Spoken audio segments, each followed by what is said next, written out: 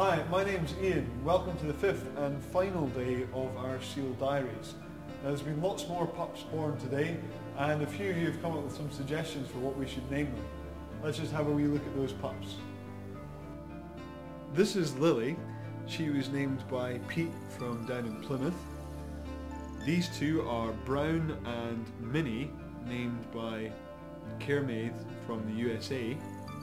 And finally, this chubby little chap is Paul, who's named by Irene from North Berwick.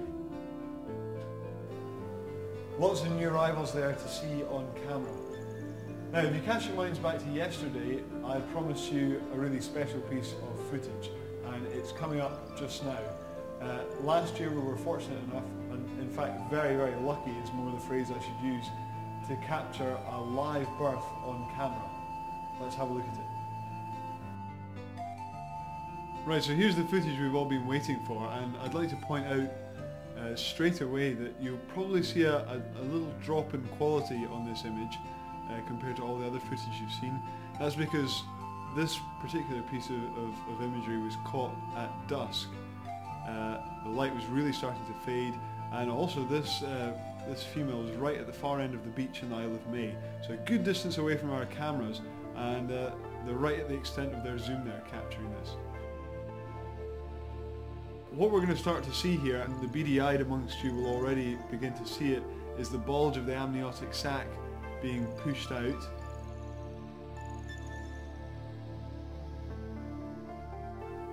And that will go in and out a couple of times before we start to see the pup emerging properly.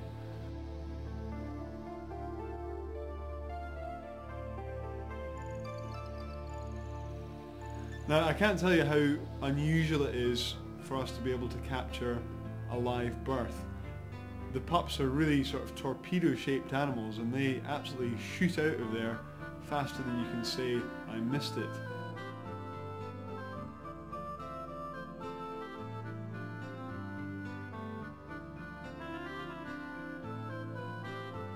People asked us in the past if the other female seal that you can see on the left-hand side is acting as a sort of sealy midwife. That's not the case, she's just really being a bit nosy.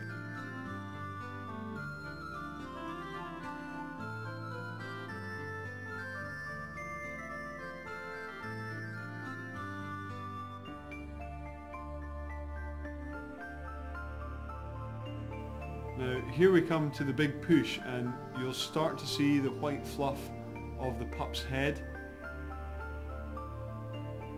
That's it, just starting to appear now. And there'll be a sudden release as the pup's face comes free of the amniotic sac, and you'll see that the actual birthing process itself is very, very quick indeed. That's just about his whole head out. Now, on this particular birth, the pup's face was slightly caught in the amniotic sac there. So there he comes now.